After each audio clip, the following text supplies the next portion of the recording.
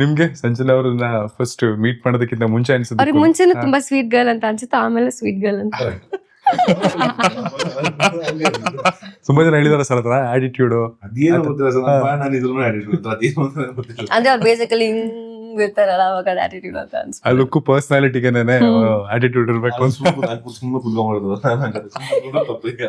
ಇದ್ರ ಜೊತೆಗೆ ಸುಮಾರು ಸಲ ನೀವು ಫಿಲಮ್ ರಿಲೀಸ್ ಆದಾಗಲಿ ಅಥವಾ ನಿಮ್ದು ಯಾವ್ದಾದ್ರು ಒಂದು ರೀಲ್ ಬಂದಾಗ ಒಂದು ವಿಷಯ ಬಂದಾಗಲಿ ದರ್ಶನ್ ಸರ್ ಅವ್ರ ಅಭಿಮಾನಿಗಳು ಸಿಕ್ಕಾಪಟ್ಟೆ ಪ್ರೋತ್ಸಾಹ ಮಾಡ್ತಾರೆ. ಎಲ್ಲಾ ಕಡೆನೂ ನಿಮ್ ಸಿನಿಮಾಗ್ ವೇಟಿಂಗು ಅಥವಾ ಈ ತರದೆಲ್ಲ ಅದ್ ನೋಡಿದಾಗ ಎಷ್ಟು ಖುಷಿ ಆಗಿದೆ. ಆ ಪ್ರೆಷರ್ ಇನ್ನು ಆಡೆಡ್ ಒಂದು ಪ್ರೆಷರ್ ಅಲ್ಲ. ಅದೇ ಸರ್, ಅದೆಲ್ಲ ನೋಡಿದ್ರೆ ಅವ್ರು ಮಾಡೋ ಪ್ರೀತಿ ಸಪೋರ್ಟ್ ಎಲ್ಲ ನೋಡಿದ್ರೆ ಸಾಯೋರ್ಗು ಸೇರೋಣ. ಯಾಕಂದ್ರೆ ನಾವಿಂದ ಹೊಸಬ್ರು ಈಗಲೇ ನಮ್ಮ ಆ ಮಟ್ಟಕ್ಕೆ ಆ ಪ್ರೀತಿ ಪ್ರೋತ್ಸಾಹ ಕೊಡೋದಾಗಿರ್ಬೋದು ಈ ದರ್ಶನ್ ಸರ್ ಅಣ್ಣ ಅಭಿಮಾನಿಗಳು ತುಂಬಾ ಖುಷಿ ಆಗುತ್ತೆ ಸರ್. ಈಗ ಮೊನ್ನೆ ನಾವು ಚಾಮರಾಜನಗರದಲ್ಲೂ ಅಷ್ಟೇನೆ ಒಂದು ಸಾಂಗ್ ಲಾಂಚ್ ಅಂತ ಹೋದಾಗ ಸ್ವತಃ ಅವ್ರುಗಳು ಅಣ್ಣ ದರ್ಶನ್ ಅಣ್ಣ ಫ್ಯಾನ್ಸು ಸೇರಿ ಒಳ್ಳೆ ಅವ್ರ ಸಿನಿಮಾ ರಿಲೀಸ್ ಅಣ್ಣದ ಯಾವ ತರ ಸಿನಿಮಾ ರಿಲೀಸ್ ಅದೇ ತರ ಸೇರಿ ಆ ಸಂಭ್ರಮ ಪಡೋದು ತುಂಬಾ ಖುಷಿ ಆಯ್ತು. ಹಾಯ್ ಎಲ್ರಿಗೂ ನಮಸ್ಕಾರ, ನಾನ್ ಮನು ಅಂಡ್ ವೆಲ್ಕಮ್ ಟು ಖಡಕ್ ಸಿನಿಮಾ. ಇವತ್ತು ನನ್ ಜೊತೆ ನನ್ನ ಶೋ ಅಲ್ಲಿ ಹಯಗ್ರೀವ ಸಿನಿಮಾ ತಂಡದಿಂದ ನಾಯಕ ನಟ ಆಗಿರುವಂತಹ ಧನ್ವೀರ್ ಅವರಿದ್ದಾರೆ, ನಾಯಕ ನಟಿ ಆಗಿರುವಂತಹ ಸಂಜನಾ ಆನಂದ್ ಅವರು, ಹಾಗೆ ನಿರ್ದೇಶಕರಾಗಿರುವಂತಹ ರಘುಕುಮಾರ್ ಅವರಿದ್ದಾರೆ. So welcome to show ma'am. Thank you. ಹೇಗಿದ್ದೀರಾ ಎಲ್ರು? ಸೂಪರ್ ಆಗಿದ್ದೀವಿ. ನಾನು ಸೂಪರ್ ಆಗಿದ್ದೀನಿ ಸರ್. ನಿಮ್ಮನ್ನ ಬೇರೆ ಬೇರೆ ಸಿನಿಮಾಗಳಲ್ಲಿ ಬೇರೆ ಬೇರೆ ತರ ರೋಲ್ಗಳು ನೋಡ್ಕೊಂಡ್ ಬಂದಿದ್ದು. ಈ ಟೀಸರ್ ನೋಡಿದಾಗ ಸ್ವಲ್ಪ ಇಂಪ್ರೆಸಿವ್ ಅಂತ ಅನಿಸ್ತು. ಅಟ್ ದ ಸೇಮ್ ಟೈಮ್ ಸ್ವಲ್ಪ ಮಟ್ಟಿಗೆ ಒಂಥರ ಸರ್ಪ್ರೈಸ್ ಆಗೋಯ್ತು. ಒಂದು ಕಾಪ್ ರೋಲು, ಎರಡನೇದು ಒಂದು ಸಸ್ಪೆನ್ಸ್ ಥ್ರಿಲ್ಲರ್ ಸಿನಿಮಾದಲ್ಲಿ ನಿಮ್ಮನ್ನು ನೋಡ್ತಾ ಇರೋದು. ಈ ಕತೆ ಮುಖ್ಯವಾಗಿ ಆರಿಸ್ಕೊಳ್ಳಲಿಕ್ಕೆ ಈಗೆಲ್ಲ ಎಲಿಮೆಂಟ್ಸ್ ಗಳಿಗೆಲ್ಲ ಈಗ ಮುಂಚೆಯಿಂದ ನೋಡ್ಕೊಂಡ್ ಬಂದಾಗ ಒಂದು ಕಮರ್ಷಿಯಲ್ ಹೀರೋ, ಒಂದು ಕಮರ್ಷಿಯಲ್ ಫಾರ್ಮೆಟ್ ಸಿನಿಮಾಗಳನ್ನ ಮಾಡ್ತಾರೆ ಅಂತ ಅನ್ಕೊಂಡಿದ್ದು. ಈ ಸರ್ಪ್ರೈಸ್ ಯಾಕೆ ಅಂಡ್ ಈ ಸಿನಿಮಾ ಒಪ್ಕೊಳ್ಳೋದು ಕಾರಣ ಏನು? ಕತೆನೇ ಮೇಜರ್ ರೆಸ್ಪಾನ್ಸ್. ಯಾಕಂದ್ರೆ ಕತೆ ಆತರ ಇರೋದ್ರಿಂದ, ಜೊತೆಗೆ ನಾನು ಪ್ರತಿ ಸಿನಿಮಾದಲ್ಲಿ ನೀವು ಹೇಳ್ದಂಗೆ ಪ್ರತಿ ಸಿನಿಮಾದಲ್ಲಿ ವಿಭಿನ್ನ ಪಾತ್ರಗಳು ಮಾಡಕ್ಕೆ ನಾನು ಇಷ್ಟಪಡ್ತೀನಿ. ಸೊ ನನ್ನ ಗ್ರಾಫಲ್ಲಿ ನಮ್ಗೆ ಅದೊಂದು ಆಸೆ ಇದೆ, ಪ್ರತಿ ಒಂದು ಪಾತ್ರ ಟ್ರೈ ಮಾಡಬೇಕು, ಒಂದೇ ಇದಕ್ಕೆ ಫಿಕ್ಸ್ ಆಗಬಾರ್ದು. ಕಮರ್ಷಿಯಲ್ ಹೀರೋ ಅಂದ್ಬಿಟ್ಟು ಬರೀ ಫೈಟ್ಸ್, ಬರೀ ಮಾಸ್, ಬರೀ ಇದಕ್ಕೆ ಡಿಫ್ರೆಂಟ್ ಜಾನರ್ಸ್ ಟ್ರೈ ಮಾಡಬೇಕು ಅನ್ನೋದು ತುಂಬಾ ಆಸೆ. ಸೊ ಆ ಟೈಮಲ್ಲಿ ನಮ್ಗೆ ರಘುವರ್ ಬಂದು ಕತೆ ಹೇಳಿದಾಗ ಆಸ್ ಯೂಶುವಲ್ ಕಾಪ್ ಸ್ಟೋರಿಗಳ ತರ ಇರ್ಲಿಲ್ಲ. ಯೂಶಲಿ ಕಾಪ್ ಸ್ಟೋರಿ ಅಂದ್ರೆ ಜನ ಅನ್ಕೊಳ್ಳೋದೇ ಮಾಮೂಲಿ ಹ್ಯೂಮನ್ ಟ್ರಾಫಿಕಿಂಗ್, ಅದು ಇದು ಕಳ್ತನ, ಅದು ಸುಲಿಗೆ, ಕ್ರೈಮ್ ಇದೆ. ಬಟ್ ಇಲ್ಲಿ ಡಿಫ್ರೆಂಟ್ ಆಗಿತ್ತು. ಏನಂದ್ರೆ ಇದು ಹಯಗ್ರೀವ ಅನ್ನೋದಕ್ಕೆ ಲೈಕ್ ಆಗಿನ ಪುರಾತನ ಕಾಲದಲ್ಲಿ ಇದ್ದಂತ ಒಂದು ಅವತಾರ, ವಿಷ್ಣು ಅವತಾರದ್ದು ಅದ್ರಲ್ಲ ಒಂದು ಅಂಶನ ಎತ್ಕೊಂಡು ಈ ಕತೆಗೆ ಲೈಕ್ ಕಮರ್ಷಿಯಲ್ ಆಸ್ಪೆಕ್ಟ್ ಅಲ್ಲಿ ಯಾವ್ದಾದ್ರು ಬ್ಲೆಂಡ್ ಮಾಡಬಹುದಾ ಮಾಡಿ, ಜೊತೆಗೆ ಇದ್ರಲ್ಲಿ ಬರೀ ಕಾಪು ಅಂದ್ರೆ ಇನ್ನೊಂದು ಡ್ಯುಯಲ್ ಶೇಡ್ ಕ್ಯಾರೆಕ್ಟರ್ ಇರ್ತಾವ. ಸೊ ಅದೊಂಥರ ಡಿಫ್ರೆಂಟ್ ಅನಿಸ್ತು, ಲೈಕ್ ಫ್ರೆಶ್ ಕಂಟೆಂಟ್ ಅನ್ಸಲ್ಲ. ಸೊ ಅದಕ್ಕೆ ಇದನ್ನೇ ಮಾಡೋಣ, ಫೈನ್ ಚೆನ್ನಾಗಿರುತ್ತೆ ಅನ್ನೋ. ಟೀಸರ್ ನೋಡಿದಾಗ ಸುಮಾರು ದೇವರ ರೆಫರೆನ್ಸ್ ಗಳೆಲ್ಲ ಇತ್ತು. ಅಂಡ್ ನೀವು ಪರ್ಸನಲಿ ಚಾಮುಂಡೇಶ್ವರಿ ತಾಯಿನ ಸಿಕ್ಕಾಬಿಟ್ಟೆ ಪೂಜಿಸ್ತೀರಾ. ಸೊ ಆ ರೆಫರೆನ್ಸ್ ಕನೆಕ್ಟ್ ಆಯ್ತಾ ಇಲ್ಲ ಒಂದ್ ಕಡೆ? ಮೇ ಬಿ ಗೊತ್ತಿಲ್ಲ ಸರ್, ಕೋಇನ್ಸಿಡೆನ್ಸ್ ಆಗಿರ್ಬೋದು. ಜೊತೆಗೆ ಮೂರ್ತ ನೋಡಿದ್ರೆ ಚಾಮುಂಡೇಶ್ವರಿ ಬೆಟ್ಟದಲ್ಲಿ. ಹೌದಾ? ಹೌದು, ಚಾಮುಂಡೇಶ್ವರಿ ಕೋಇನ್ಸಿಡೆನ್ಸ್ ಆಗಿರ್ಬೋದು. ಓಕೆ. ಅಂಡ್ ಒಬ್ಬ ನಟಿಯಾಗಿ ಒಂದು ಸಿನಿಮಾ ಒಪ್ಕೊಳ್ಳೋದಕ್ಕೆ ಅಫ್ಕೋರ್ಸ್ ಕಥೆನೂ ತುಂಬಾ ಇಂಪಾರ್ಟೆಂಟು. ಒಂದು ಟಾಪ್ 3 ಪ್ರಿಯಾರಿಟೀಸ್ ಇದೆ. ಸಂಜನಾ ಆನಂದ್ ಅವ್ರಿಗೆ ಒಂದು ಸ್ಕ್ರಿಪ್ಟ್ ನ ಒಪ್ಪಿಸ್ಬೇಕು ಅಂದ್ರೆ ಏನು? ಅಂಡ್ ಹಯಗ್ರೀವ ಅಂತ ನಿಮ್ಮನ್ನ ಇಂಪ್ರೆಸ್ ಮಾಡಿದೇನು? ಟಾಪ್ 3 ಪ್ರಿಯಾರಿಟೀಸ್ ಅಂದ್ರೆ ಅಫ್ಕೋರ್ಸ್ ಫಸ್ಟ್ ಕಥೆನೆ ಅಂಡ್ ಮೇಕರ್ಸ್ ಅಂದ್ರೆ ಡೈರೆಕ್ಟರ್ ಆಗಿರ್ಬೋದು, ಪ್ರೊಡಕ್ಷನ್ ಹೌಸ್. ಬಿಕಾಸ್ ನಾನು ಕೆಲವು ಸಲ ಏನಾಗುತ್ತೆ, ಸಿನಿಮಾ ಮಾಡಿ ತೆರೆ ಮೇಲೆ ತರೋಷ್ಟು ಶಕ್ತಿ ಇರಲ್ಲ, ಬಟ್ ಅರ್ಧಕ್ಕೆ ಕೆಲವು ನಿಂತೋಗ್ತವೆ. ಸೊ ಹಾಗಾಗಿ ಪ್ರೊಡಕ್ಷನ್ ಹೌಸ್ ಅಂಡ್ ಅವ್ರ strength and of course director, because ಅವರೇ ಅಲ್ವಾ the captain of the ship. So ಅವ್ರ ಕನ್ಸನ್ನ ಅವ್ರು ಹೇಗೆ ಎಕ್ಸಿಕ್ಯೂಟ್ ಮಾಡ್ತಾರೆ ಅನ್ನೋದೇ ಮೇನ್ ಅಲ್ವಾ. ನಾವು ಕತೆ ಕೇಳಿರ್ತೀವಿ ಅಷ್ಟೇ, ನಮ್ಮ ಇಮ್ಯಾಜಿನೇಷನ್ ಅಲ್ಲಿ ಇರುತ್ತೆ, ಅದನ್ನ ಎಕ್ಸಿಕ್ಯೂಟ್ ಅದೇ ತರ ಮಾಡೋದು ಐ ಥಿಂಕ್ ಹಿಸ್ ಇದು. So these 3 top 3. ನಿಮ್ಮಿಬ್ರು ಕಾಂಬಿನೇಷನ್ ಮೊದಲನೇ ಸಿನಿಮಾ ಇದು. ಸೊ ಒಂದು ಜಡ್ಜ್ಮೆಂಟ್ ಅಲ್ಲಿ ಥಾಟ್ ಇರುತ್ತೆ ಮೀಟ್ ಮಾಡೋದಕ್ಕಿಂತ ಮುಂಚೆ, ಧನ್ವೀರ್ ಅವ್ರು ಹಿಂಗಿರ್ಬೋದಾ, ಸಂಜನಾ ಅವ್ರು ಹಿಂಗಿರ್ಬೋದಾ ಅಂತ. ಸೊ ಮೀಟ್ ಮಾಡಿದ್ಮೇಲೆ ಒಂದು ಐಸ್ ಬ್ರೇಕಿಂಗ್ ಮೂಮೆಂಟ್ ಬಂದಿರುತ್ತೆ, ಇಲ್ಲ ನಾನು ಅನ್ಕೊಂಡಿದ್ದೆ ಬೇರೆ, ಇರೋದೇ ಬೇರೆ ಅಂತ. ಆ ಥರದ ಇನ್ಸಿಡೆಂಟ್ ಅದಾರ ಆಯ್ತಾ? ಅಂದ್ರೆ ಅಫ್ಕೋರ್ಸ್ ನೀವೆಲ್ಲ ಅವ್ರು ನೋಡಿದಾಗ ಏನ್ ಅನ್ಕೋತೀರಾ, ಅದೇ ನಾನು ಅನ್ಕೊಂಡಿದ್ದೆ, ಸ್ಟ್ರಿಕ್ಟ್ ಇರ್ತಾರೆ ಇವರು, ಫುಲ್ ರೂಡ್ ಇರ್ಬೋದು, ಆಟಿಟ್ಯೂಡ್ ಇರ್ಬೋದು ಅಂತ. ಅಂದ್ರೆ of course ice breaking it took its own time ಅಂತ ಅನ್ಸುತ್ತೆ. Because is very silent. Set ಅಲ್ಲೂ ಅವ್ರು ತುಂಬಾ ಸೈಲೆಂಟ್ ಇರೋರು. But I think over time when you get to know him, is a sweet boy. ಅಂದ್ರೆ ಆಟಿಟ್ಯೂಡ್ ಇಲ್ಲ, ಬಟ್ ಸೈಲೆಂಟ್ ಆಗಿರೋದನ್ನ ಕೆಲವು ಸಲ ಕನ್ಫ್ಯೂಸ್ ಆಗತ್ತೆ, ಹಂಗ ಅನ್ಸ್ಬಿಡತ್ತೆ ಅಷ್ಟೇ. But otherwise is a very sweet boy. Chill ಇದಾರೆ ಅವರು, ಅವ್ರು ಕಾಣಿಸೋಷ್ಟು ಆ ತರ ಇಲ್ಲ. ಹಂಗಿಲ್ಲ. ತುಂಬಾ ಜನ ಹೇಳಿದಾರೆ ಸರ್ ಹತ್ರ ಆಟಿಟ್ಯೂಡ್ ಅದೇನು ಗೊತ್ತಿಲ್ಲ ಸರ್, ನಾನು ಇದ್ರೂ attitude ಅದೇನು ಗೊತ್ತಿಲ್ಲ. ಅಂದ್ರೆ ಅವ್ರು ಬೇಸಿಕಲಿ ಹಿಂಗ್ ಇರ್ತಾರಲ್ಲ ಅವಾಗ ಆಟಿಟ್ಯೂಡ್ ಅಂತ ಅನ್ಸುತ್ತೆ. ಆ ಲುಕ್ ಪರ್ಸನಾಲಿಟಿಗೆನೆ ಆಟಿಟ್ಯೂಡ್ ಇರ್ಬೇಕು ಅಂತ. ಸುಮ್ಮನೆ ಕುತ್ಕೊಂಡ್ಬಿಡೋದು ತಪ್ಪಿಗೆ. ಅವಾಗ ಅಂದ್ರೆ ಎಕ್ಸಾಕ್ಟ್ಲಿ ಅವ್ರ ಪರ್ಸನಾಲಿಟಿಗೆ ಅದಂಗ ಹಂಗ ಅನ್ಸುತ್ತೆ. But otherwise is a chill Guy. So ನಿಮ್ಗೆ ಸಂಜನಾ ಅವ್ರನ್ನ ಫಸ್ಟ್ ಮೀಟ್ ಮಾಡೋದಕ್ಕಿಂತ ಮುಂಚೆ ಅನ್ಸುತ್ತೆ ಅವ್ರಿಗೆ ಮುಂಚೆನೂ ತುಂಬಾ ಸ್ವೀಟ್ ಗರ್ಲ್ ಅಂತ ಅನ್ಸುತ್ತೆ, ಆಮೇಲೆ ಸ್ವೀಟ್ ಗರ್ಲ್ ಅಂತ.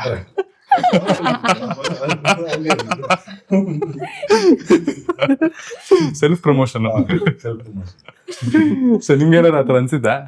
ಇಲ್ಲ ಗೊತ್ತಿತ್ತು ನನ್ಗೂ ಫಸ್ಟ್ ಭೇಟಿ ಯಾವತ್ತೂ ಆಗಿರ್ಲಿಲ್ವಲ್ಲ. ಸೊ ಸಿನಿಮಾದಲ್ಲಿ ನೋಡ್ತಾ ಇರ್ಬೇಕಾದ್ರೆ ಬೇರೆ ಸಿನಿಮಾದಲ್ಲಿ ನೋಡಿದಾಗ ಮೇ ಬಿ ಎಲ್ಲಾ ಜನ ಲವ್ ಲೈಟ್ ಖುಷಿ ಆಗಿರ್ತಾರೆ. ಯಾಕಂದ್ರೆ ಸ್ಕ್ರೀನ್ ಆನ್ ಸ್ಕ್ರೀನ್ ಆಗಿಲ್ಲ ನಾ ಸುಲಭ ಮಾಡಕ್ ಆಗಲ್ಲ. ಸೊ ಅದಾದ ನಂತರ ನಮ್ದು ಇವಾಗ ಕಾಂಬೋ ಸೀನ್ಸ್ ಎಲ್ಲ ಬಂದಾಗ ಅಂದ್ರೆ ಗುಡ್ ಕೋಸ್ಟ್ ಟು ವರ್ಕ್ ತುಂಬಾ ಖುಷಿಯಾಗಿ ಲವ್ ಲೈಟ್ ಚೆನ್ನಾಗಿ ಮಾಡ್ತಾರೆ. ಮೊದಲನೇ ಸಿನಿಮಾದಲ್ಲಿ ಯೂಶಲಿ ಒಂದು ಸೇಫ್ ಫಾರ್ಮ್ಯಾಟ್, ಒಂದು ಲವ್ ಸ್ಟೋರಿ ಇಲ್ಲ ಕಾಮಿಡಿ ಇಲ್ಲ ಈಸಿಯಾಗಿ ಸೇಲೆಬಲ್ ಆಗೋ ಸಿನಿಮಾಗಳನ್ನ ಮಾಡೋದು ಜಾಸ್ತಿ. ಸೊ ಈ ತರದೊಂದು ಸಸ್ಪೆನ್ಸ್ ಥ್ರಿಲ್ಲರ್ ತಗೊಂಡ್ಬಂದಿದ್ದು ಯಾಕೆ? And it's very challenging because ಏನಕ್ಕೆ ಒಂದು ಸಿನಿಮಾ ವರ್ಕ್ ಆದ್ರೆ ಸಿಕ್ಕಾಪಟ್ಟೆ ಚೆನ್ನಾಗಿ ವರ್ಕ್ ಆಗುತ್ತೆ, ಆಗ್ಲಿಲ್ಲ ಅಂದ್ರೆ ಆಗೋದೇ ಇಲ್ಲ. ಈ ಎರಡೂ ಪರ್ಸ್ಪೆಕ್ಟಿವ್ಸ್ ಇರುತ್ತೆ ಸಿನಿಮಾ. ಸೊ ಮೊದಲನೇ ಸಿನಿಮಾ ಹೇಗಿವೆ ಯಾಕೆ? ಇಲ್ಲ ಸರ್, ಮೊದಲನೇ ಸಿನಿಮಾ ಹೇಗ್ರಿ ಯಾಕೆ ಅಂದ್ರೆ ಕತೆ ಮೇನ್ ಕತೆ ನನಗೆ ಕತೆನೇ ಆ ಸ್ಪಾರ್ಕ್ ಆದಿದೆಯಲ್ಲ ಕತೆ, ಅದನ್ನ ಯಾವ ಟಾಂಟ್ ಮಾಡ್ತಿತ್ತು. ಇಲ್ಲ ಈ ಕತೆ ಏನೋ ಒಂದು ಆಗುತ್ತೆ, ಇದು ಮಾಡು ಯಾವುದೇ ಕತೆ ತಗೊಂಡ್ರು ಇದು ಮಾಡೋಣ ಅಂತ ಹೊರಟು ಬೇಡ ಅಯ್ಯಗ್ರೀವನೇ ಪರ್ಫೆಕ್ಟ್, ಈ ಕತೆ ಬಂದಿಲ್ಲ ಇದನ್ನೇ ಟ್ರೈ ಮಾಡು, ಇದನ್ನೇ ಅದು ಒಳಗಡೆ ಇಂಟೆನ್ಸ್ ಹೇಳ್ತಾ ಇರುತ್ತಲ್ಲ. ಸೊ ನನಗೆ ಅದೇ ಫಿಕ್ಸ್ ಆಗಿದೆ, ಅಯ್ಯಗ್ರೀವನೇ ಮಾಡ್ಬೇಕು ಮಾಡಿದ್ರೆ ಅನ್ನೋ ಫಿಕ್ಸ್ ಆಗಿದೆ. ಇವ್ರಿಬ್ರು ಕನ್ವಿನ್ಸ್ ಮಾಡೋದು ಎಷ್ಟು ಈಸಿ ಆಯ್ತು? ಇಲ್ಲ ಸರ್ ನಾನು ಕಮರ್ಷಿಯಲ್ ಎಕ್ಸ್ಪರ್ಟ್ ನೋಡಿದಲ್ಲ, ನಾನು ಫ್ರೆಶ್ ರೋಲ್ ಹುಡುಕ್ತಾರೆ. ಅಂದ್ರೆ ಪೊಲೀಸ್ ಕ್ಯಾರೆಕ್ಟರ್ ಮಾಡಿರ್ಬಾರ್ದು ಇಲ್ಲಿವರೆಗೂ, ಅಂದ್ರೆ ಅವ್ರಿಗೂ ಒಂದು ಚಾಲೆಂಜಿಂಗ್ ಆಗಿರುತ್ತೆ. ಅಂದ್ರೆ ಆ ಕ್ಯಾರೆಕ್ಟರ್ ಮಾಡೋರು ಪೊಲೀಸ್ ಮಾಡಿರ್ಬಾರ್ದು ಅಂತ. ಪ್ರೀವಿಯಸ್ ಸಿನಿಮಾದಲ್ಲಿ ಪೊಲೀಸ್ ಕ್ಯಾರೆಕ್ಟರ್ ಮಾಡಿರ್ಬೋದು, ಯಾಕಂದ್ರೆ ಅವ್ರಿಗೂ ಒಂದು ಲ್ಯಾಂಡ್ ಮಾರ್ಕ್ ತರ ಉಳಿಯುತ್ತೆ. ನಾನು ಪೊಲೀಸ್ ಫಸ್ಟ್ ಅಯ್ಯಗ್ರೀವದೆಲ್ಲ ಮಾಡಿದೆ ಅನ್ನೋ ತರ. ಸೊ ಮೇಡಮ್ ಡಾಕ್ಟರ್ ಮಾಡಿರಲಿಲ್ಲ. ಸೊ ನಾವು ಅಂದ್ರೆ ಆ ತರ ಹುಡುಕೊಂಡು ಹೋದಾಗ ಸರ್ ಸಿಕ್ಕಿದ್ ನಮಗೆ ಕರೆಕ್ಟ್ ಸೂಟ್ ಆಗ್ತಾರೆ. ಅವ್ರು ಆಮೇಲೆ ಅವ್ರ ಡೆಡಿಕೇಶನ್, ಅವ್ರ ಇನ್ವಾಲ್ವ್ಮೆಂಟ್ ಅದೆಲ್ಲ ನೋಡಿದಾಗ ನಮಗೆ ಇನ್ನೂ ಇಂಪ್ರೂವೈಸ್ ಮಾಡಕ್ ಸ್ಟಾರ್ಟ್ ಆದ್ವಿ. ಬೆಟರ್ ಏನ್ ಮಾಡ್ಬೋದು ಅಂತ. ಸೊ ಅದ್ರ ಮೇಲೆ ಪ್ರೋಸೆಸ್ ಆಗಿದೆ. ನೀವು ಸುಮಾರು ಕತೆಗಳನ್ನ ಕೇಳಿರ್ತೀರ ಇಬ್ರು. ಅಂದ್ರೆ ಒಂದ್ ಕತೆ ಆರಿಸ್ಕೋಬೇಕಾದ್ರೆ ಅಫ್ಕೋರ್ಸ್ ಇವತ್ತಿನ ದಿನ ಸ್ಟಾರ್ಡಮ್ ಅಥವಾ ಇನ್ನೊಂದನ್ನೆಲ್ಲ ಬಿಟ್ಟು ಜನಗಳು ಕಾಂಟೆಂಟ್ ಓರಿಯೆಂಟೆಡ್ ಸಿನಿಮಾ ಸಿಕ್ಕಾಪಟ್ಟೆ ಇಷ್ಟಪಡ್ತಿದ್ದಾರೆ. ಅಂದ್ರೆ ಹೀರೋ ಅಥವಾ ಇನ್ನೊಂದು ಮಾಸ್ ಅಪೀಲ್ ಎಲ್ಲದಕ್ಕಿಂತ ಹೆಚ್ಚಾಗಿ ಕತೆಗೆ ಒತ್ತು ಕೊಡ್ತಿದ್ದಾರೆ. ಕತೆ ಚೆನ್ನಾಗಿದ್ರೆ ಯಾವ ಸಿನಿಮಾ ಬೇಕಾದ್ರೂ ವರ್ಕ್ ಆಗುತ್ತೆ ಅನ್ನೋ ಪರಿಸ್ಥಿತಿಗೆ ಬಂದಿದೆ ಇವತ್ತು ಎಲ್ಲ ಚಿತ್ರರಂಗಗಳು. ಸೊ ನಿಮ್ಗೆ ಕತೆ ಆರಿಸ್ಕೊಳ್ಳೋ ಜವಾಬ್ದಾರಿನೂ ಸಿಕ್ಕಾಪಟ್ಟೆ ಜಾಸ್ತಿ ಇರುತ್ತೆ. ಸೊ ನೀವು ಆರಿಸ್ಕೋಬೇಕಾದ್ರೆ ನಿಮ್ ಕ್ರೈಟೀರಿಯಾಸ್ ಏನಾಗಿರುತ್ತೆ? ಇಲ್ಲ ಈ ತರದ ಸಿನಿಮಾ ನಾನು ಮಾಡ್ಬೇಕು ಅಥವಾ ಮುಂಚೆ ಮಾಡಿ ತಪ್ಪುಗಳನ್ನ ಮತ್ತೆ ಮಾಡಬಾರ್ದು ಅನ್ನೋದೆಲ್ಲ ಇರುತ್ತಲ್ಲ. ಸೊ ಅವಾಗ ಕ್ರೈಟೀರಿಯಾ ಏನಾಗಿರುತ್ತೆ? ಅದೇ ಸರ್, ನೀವು ಹೇಳ್ದಂಗೆ ಈಗ ಕಂಪ್ಲೀಟ್ಲಿ ಅಪ್ಡೇಟ್ ಆಗಿ ಆನ್ಲೈನ್ ಸ್ಟ್ರೀಮಿಂಗ್ಸ್ ಬಂದಾಗಿಂದ ಪ್ರತಿ ಒಂದೂ ಈಗ ಮೊಬೈಲ್ ಕೂತು ಎಲ್ಲಾ ಭಾಷೆ ಸಿನಿಮಾಗಳನ್ನು ಜಗತ್ತಲ್ಲಿ ಯಾವ್ದು ಇರುತ್ತೆ ಎಲ್ಲಾ ಭಾಷೆ ಸಿನಿಮಾಗಳನ್ನು ನೋಡಕ್ಕೆ ರೂಢಿ ಮಾಡ್ಕೊಂಡ್ಬಿಟ್ಟಿದ್ದಾರೆ. ಸೊ ನೀವು ಅಲ್ಲಿ ಮುಂಚೆ ತರ ಈಗ ಅಲ್ಲಿದೆಲ್ಲೋ ಕತ್ತು ಒಂಚೂರು ಕಾಪಿ ಪೇಸ್ಟ್ ಮಾಡೋದು ಅನ್ಕೊಳ್ಳಿ, ಪಟ್ಟಣ ಕಂಡಿಡ್ತಾರೆ. ಇಲ್ಲ ಇದು ಆ ಸಿನಿಮಾ ಈ BGM ಅದ್ರದ್ದೇನೆ ಎತ್ತಿದ್ದಾರೆ, ಇದು ಮಾಡಿದ್ದಾರೆ ಅಂತಾರೆ. ಆ ಮಟ್ಟಕ್ಕೆ ಟೆಕ್ನಿಕಲಿನೂ ಅಪ್ಡೇಟ್ ಆಗ್ಬಿಟ್ಟಿದ್ದಾರೆ ಈ ಜನರೇಷನ್ಸ್. ಸೊ ನಾವ್ ಇವಾಗ ಏನೇ ಮಾಡಿದ್ರು ಫ್ರೆಶ್ ಆಗಿ ಮಾಡ್ಬೇಕು, ಹೊಸ ಇದಾಗಿ ಹುಡುಕ್ಬೇಕು, ಹೊಸ್ತಾನ ಹುಡುಕ್ಬೇಕು. ಸೊ ಅಂತ ನಾವು ಸ್ಕ್ರಿಪ್ಟ್ಸ್ ಯಾವ್ದು ಹೊಸ್ತಾನ ಇರುತ್ತೆ, ನೋ ರಿಪೀಟೆಡ್. ಒಂದು ಸಿನಿಮಾ ಮಾಡಿದ್ವಿ ಅಂದ್ರೆ ಅದೇ ರಿಪೀಟೆಡ್ ಲವ್ ಸ್ಟೋರಿ ಇರಬಾರ್ದು, ಇನ್ನೊಂದು ಇರ್ಬೋದು. ಸೊ ನಾನು ಅದಕ್ಕೆ ಪ್ರಾಮುಖ್ಯತೆ ಕೊಡ್ತಿದ್ದೆ. ಬಿಕಾಸ್ ಏನ್ ಕೇಳಿದೆ ಅಂದ್ರೆ ಕನ್ನಡದಲ್ಲಿ ಕೆಲವೊಬ್ರು ಆಡಿಯನ್ಸ್ ಇಲ್ಲ, ನೋಡಕ್ ಬರಲ್ಲ ಅಂತ ಅಂತಾರೆ. ಅಟ್ ದ ಸೇಮ್ ಟೈಮ್ ನಾವೇ ನೋಡಿದ್ರೆ ಲಾಸ್ಟ್ ಇಯರ್ ಸೂಪರ್ ಸಲ 100 ಕೋಟಿ ಮಾಡ್ತು ಸಿನಿಮಾ, ಸಿಕ್ಕಾಪಟ್ಟೆ ಬ್ಲಾಕ್ ಬಸ್ಟರ್ ಆಯ್ತು. ಅದೇ ಕಾಂಟೆಂಟ್ ಇದ್ರೆ ನಮ್ ಜನಗಳು ಬಂದು ಥಿಯೇಟರ್ ನೋಡ್ತಾರೆ ಅಂತ ಮತ್ತೆ ಪ್ರೂವ್ ಮಾಡ್ತಾರೆ. ಈ ಪ್ರೆಷರ್ ಸಿಕ್ಕಾಪಟ್ಟೆ ಇದೆ ಅಲ್ಲ ಲೈನ್ಅಪ್ಸ್ ಗಳನ್ನ ತಗೋಬೇಕಾದ್ರೆ. ನಿಮ್ಗೆ ಈ ತರ ಆರಿಸ್ಕೋಬೇಕಾದ್ರೆ ಆ ವೆರಿ ಡಿಫಿಕಲ್ಟ್. ಅಂದ್ರೆ ಅಗೇನ್ ಪ್ರಾಬ್ಲಿ ಸೂಫ್ರಮ್ ಸೊ ಗೆಸ್ಸೆ ಮಾಡಕ್ ಆಗಿರಲ್ಲ ಅಲ್ವಾ, ಅಷ್ಟು ದೊಡ್ಡ ನಂಬರ್ಸ್ ಇದಾಗತ್ತೆ ಅಂತ. ಕತೆ ಹೇಳುವಾಗ ಅಷ್ಟು ಕನ್ವಿನ್ಸ್ ಆಗುತ್ತೆ ಜನಕ್ಕೆ ಅನ್ನೋ ಕಾನ್ಫಿಡೆನ್ಸ್ ಗೊತ್ತಿಲ್ಲ, ಎಕ್ಸಿಕ್ಯೂಟ್ ಆದ್ಮೇಲೆ ಅಷ್ಟು ಚೆನ್ನಾಗಿ ಆಕ್ಚುಲಿ ಆಗಿರೋದು ಅನ್ಸುತ್ತೆ. ಸೊ ಇಟ್ಸ್ ವೆರಿ ಡಿಫಿಕಲ್ಟ್ ಯಾವ್ದು ಓಡತ್ತೆ ಇವತ್ತು ಯಾವ್ದು ಓಡಲ್ಲ ಅಂತ ಇದು ಮಾಡೋದು. ಸೊ ಇಟ್ಸ್ ಜಸ್ಟ್ ನಮ್ಮ ಗಟ್ ಫೀಲಿಂಗ್. ನಾನು ಯೂಶಲಿ ನೋಡೋದು ನನ್ನ gut feeling, okay it work ಅಂತ ಮೀನ್ ಪ್ರೊವೈಡೆಡ್ ಕತೆ ಚೆನ್ನಾಗಿದ್ದು ಮಿಕ್ಕಿದೆಲ್ಲ ಓಕೆ ಆದ್ಮೇಲೆ if my gut says okay yes this can be the one, ನಾನು ಓಕೆ ಮಾಡ್ತೀನಿ. ಬಟ್ ಅದರ್ವೈಸ್ ಪ್ರಾಪರ್ ಆಗಿ ಜಡ್ಜ್ಮೆಂಟ್ ತೊಳೆದು I think it's very very difficult. ಸಕ್ಕತ್ತಾಗಿ ಆಗತ್ತೆ ಅಂತ ಯಾವ್ದೋ ಒಪ್ಕೊಂಡು ಮಾಡಿರ್ತೀವಿ, ಬಟ್ ಫುಲ್ ಉಲ್ಟಾ ಹೊಡೆದಿರುತ್ತೆ. ಆ ಥರ ಎಕ್ಸ್ಪೀರಿಯನ್ಸಸ್ಸು ಆಗಿದೆ ನನಗೆ. So like that it's again a learning. ನೀವಾಗ್ಲೇ ಹೇಳ್ದಂಗೆ ಇವಾಗ ಏನೋ ಕಲ್ತಿರ್ತೀವಿ, ಆ ಥರ ಉಲ್ಟಾ ಹೊಡೆದಾಗ ಏನೋ ಒಂದು ಕಲ್ತಿರ್ತೀನಿ, ಓಕೆ ಮೇ ಬಿ ಇಲ್ಲಿ ಮಿಸ್ ಹೊಡಿತು, next cinema will be again careful ಆ ಥರ. ಸೊ ಫುಲ್ ಪೊಟೆನ್ಷಿಯಲ್ ನ ಯೂಸ್ ಮಾಡ್ಕೊಳ್ಳೋದಕ್ಕೆ ಈಗ ಅಫ್ಕೋರ್ಸ್ ಒಬ್ಬ ಆಕ್ಟರ್ಸ್ಗೆ ಅವ್ರ ಪರ್ಸನಾಲಿಟಿ ನೋಡೋದಕ್ಕೂ ಚೆನ್ನಾಗಿ ಇಟ್ಕೊಂಡು ವರ್ಕೌಟ್ ಮಾಡಿ ಎಲ್ಲದನ್ನು ಮಾಡ್ತಿರ್ತೀರ. ಅದ್ರ ಮಧ್ಯೆ ಒಳ್ಳೆ ಕತೆಗಳನ್ನು ಕೇಳಿ ಆ ಸಿನಿಮಾ ಆಗಿ ಹೋಗ್ಬೇಕಾದ್ರೆ ಕೇಳಿದ ಕತೆಗೂ ಸಿನಿಮಾ ಬರ್ಬೇಕಾದ್ರೆ ಅದಾಗೋ ರೀತಿಗೂ ತುಂಬಾ ಬದಲಾವಣೆ ಆದಾಗ ಅವಾಗ ಏನ್ ಹ್ಯಾಂಡಲ್ ಮಾಡಕ್ಕಾಗತ್ತೆ, ಅದನ್ನ ಹೆಂಗ್ ಸರಿ ಮಾಡಕ್ಕಾಗತ್ತೆ, ಏನೂ ಮಾಡಕ್ಕಾಗಲ್ಲ. ಆ ಪರಿಸ್ಥಿತಿನ ಹೆಂಗ್ ಹ್ಯಾಂಡಲ್ ಮಾಡ್ತೀರಾ? ಅವಾಗ ಆಗೋಗ್ಬಿಟ್ಟಾಗ ಏನು ಮಾಡಕ್ಕಾಗಲ್ಲ. ಸೊ ಅದಕ್ಕೆ ಬಿಫೋರ್ ಅದನ್ನ ಜಡ್ಜ್ಮೆಂಟ್ ಮಾಡೋಕ್ಕಿಂತ ಮುಂಚೆನೆ, ನಾವು ಒಪ್ಕೊಳ್ಳೋದಕ್ಕಿಂತ ಮುಂಚೆನೆ ಎಲ್ಲಾನು ನೀಟಾಗಿ ನೋಡಿ ಮಾಡ್ಬೇಕು. ಅದೇ ಯಾವ್ದೇ ಹೇಳಿದಾಗ ಈ ಒಂದು ಪ್ರೊಡಕ್ಷನ್ ಹೌಸ್ ಅದಕ್ಕೆ ಸಪೋರ್ಟಿವ್ ಈಗ ಒಂದ್ ಒಳ್ಳೆ ಕತೆ ಸಿಕ್ತು ಅಂದ್ರೆ ಕತೆ ಹೇಳೋದೇ ಒಬ್ರು ಒಂಥರ ಇದ್ರೆ ಎಕ್ಸಿಕ್ಯೂಷನ್ ಮಾಡೋದೇ ಬೇರೆ ತರ ಮಾಡ್ತಾರೆ. ಸೊ ಅದ್ರಲ್ಲಿ ಮೇಜರ್ ಮಾಡ್ತಾರೆ. ಸೊ ಅದಕ್ಕೆ ಕೇಪಬಲ್ ಇದಾರೆ ಫಸ್ಟ್ ನೋಡ್ಕೊಬೇಕು. ಜೊತೆಗೆ ಪ್ರೊಡಕ್ಷನ್ ಸಪೋರ್ಟಿವ್ ಬೇಕು. ಜೊತೆಗೆ ಅದಾದ ನಂತರ ನೆಕ್ಸ್ಟ್ ಬರೋದೇ ಟೆಕ್ನಿಕಲ್ ಟೀಮ್ಸ್. ಸೊ ಅವ್ರು ಯಾವ ತರ ನಾವು ಏನ್ ಅನ್ಕೊಂಡಿದ್ರೆ ಅವ್ರು ಅದನ್ನ ತೆಗೆದು ಕೊಡ್ತಾರೆ. ಅದೇನಂತೆ ಅವ್ರಿಗೆ ಏನ್ ಇಮ್ಯಾಜಿನೇಷನ್ ಇದೆಯಾ ಅದೇ ಥಾಟ್ ಪ್ರೊಸೆಸ್ ಅವ್ರಿಗೆ ಇದೆಯಾ, ಇಲ್ಲ ಅದಕ್ಕಿಂತ ಬೆಟರ್ಮೆಂಟ್ ಮಾಡ್ಬೋದು ಅನ್ನೋದಿದೆಯಾ, ಇಲ್ಲ ತುಂಬಾನೇ ಟಫ್ ಇದೆ. ಸುಮ್ಮನೆ ಹೇಳಿದ ಕತೆ ಒಪ್ಕೊಂಡು ಆಗೋದಿಲ್ಲ ಅದಾವ್ದು ಇವತ್ತು. ಆ ಥರ ಯಾವಾಗಾದ್ರೂ ಸಿನಿಮಾಗಳನ್ನ ಮಾಡಿದಾಗ ಅಂದ್ರೆ ನಿಮ್ಮನ್ನ ತುಂಬಾ ಪ್ರೀತಿಸೋ ಅಭಿಮಾನಿಗಳು ಅಥವಾ ಫ್ಯಾನ್ಸು ಅಥವಾ ಕನ್ನಡ ಆಡಿಯನ್ಸು ಸರ್ ಈ ತರ ಮಾಡಬಾರ್ದಿತ್ತು, ಈ ತರದ ಕಥೆಗಳಿಗೆ ನಾವು ವೇಟ್ ಮಾಡ್ತಿದೀವಿ ಅಂತೆಲ್ಲ ಹೇಳಿರೋದು ಕೇಳಿದ್ರೆ ಇವತ್ತಿಗೂ ಹೇಳ್ತಾರೆ ಅವ್ರು. ಇವತ್ತಿನ ಬಜಾರ್ ನಾನು ಮಾಡಿದ ರೋಡಿಸಮ್ ಪಾರಿ ಒಳದಿದ್ರು ಇವತ್ತಿಗೂ ನೀವು ಒಂದು ರೋಡಿಸಮ್ ಸ್ಕ್ರಿಪ್ಟ್ ಮಾಡಿ ನಾನು ಏನು ಹೊಸದಾಗಿ ಏನೋ ಮಾಡ್ತಾರೆ ಅದನ್ನ ತಿರ್ಗಾ ಅದನ್ನ ಕೇಳ್ತಿರೋ ಇಲ್ಲ ನೀವು ರೋಡಿಸಮ್. ಸೊ ಮೊದಲನೇ ಸಿನಿಮಾದಲ್ಲಿ ಪ್ರೆಸೆಂಟು ಪಾಸ್ಟು ಫ್ಯೂಚರು ಎಲ್ಲದನ್ನೂ ಹೇಳೋ ಪ್ರಯತ್ನ ಪಡ್ತಾ ಇದ್ದೀರಾ. ಒಂದು ಟೈಮ್ ಲೈನ್ ಹೇಳೋದೇ ಭಾರಿ ಚಾಲೆಂಜಿಂಗ್ ಇವತ್ತಿನ ದಿನ. ಅದನ್ನೆಲ್ಲದನ್ನು ಕನ್ವಿನ್ಸ್ ಮಾಡೋದು ಒಂದು ಸ್ಕ್ರಿಪ್ಟ್ ಅಲ್ಲಿ ಇಟ್ ಈಸ್ ಡೆಫಿನೆಟ್ಲಿ ತುಂಬಾ ಕಷ್ಟ. ಅಂದ್ರೆ ಈ ಮಾಡರ್ನ್ ಮೆಡಿಸಿನ್ ಫೀಲ್ಡ್ ಜೊತೆಗೆ ಹಳೇದು ಅಂದ್ರೆ ನಮ್ಮ ಪುರಾತನವಾದ ವಿಷಯಗಳು, ದೇವರುಗಳು, ಈ ಇತಿಹಾಸ ಎಲ್ಲವನ್ನ ಕ್ಲಬ್ ಮಾಡಿದ್ ಯಾಕೆ ಈ ಸಿನಿಮಾದಲ್ಲಿ? ಅಂದ್ರೆ ಪ್ರೆಸೆಂಟ್ ಟೈಮ್ ಅಲ್ಲಿ ಹೋಗ್ಬಿಡ್ಬೋದಲ್ಲ. ಇಲ್ಲ ಸರ್, ಕತೆ ಡಿಮ್ಯಾಂಡ್ ಮಾಡುತ್ತೆ. ಸೊ ನೀವು ಒಂದ್ ಲೈನ್ ಕತೆ ಹೇಳಕ್ಕಾಗಲ್ಲ. ಅಂದ್ರೆ ಈ ಕತೆನ ಡಿಮ್ಯಾಂಡ್ ಮಾಡುತ್ತೆ. ನಾನು ಪಾಸ್ಟ್ ಅಲ್ಲಿ ಏನಾಗಿದೆ ಅಂತ ಹೇಳಲೇಬೇಕು. ಇವಾಗ ಹಯಗ್ರೀವನ್ ಕತೆ ಕೇಳಿ ಎಷ್ಟೋ ಜನ ಗೊತ್ತಿಲ್ಲ. ಹಯಗ್ರೀವ ರಾಕ್ಷಸನ ಅವತಾರ ಅಂತ ಎಷ್ಟೋ ಜನ ಗೊತ್ತಿಲ್ಲ. ಅದು ದೇವ್ರ ಅನ್ಕೋಬಿಟ್ಟಿದ್ದಾರೆ. ಫಸ್ಟ್ ಹಯಗ್ರೀವ ರಾಕ್ಷಸ, ಅದಾದ್ಮೇಲೆ ದೇವ್ರ ಆಗಿದ್ದು.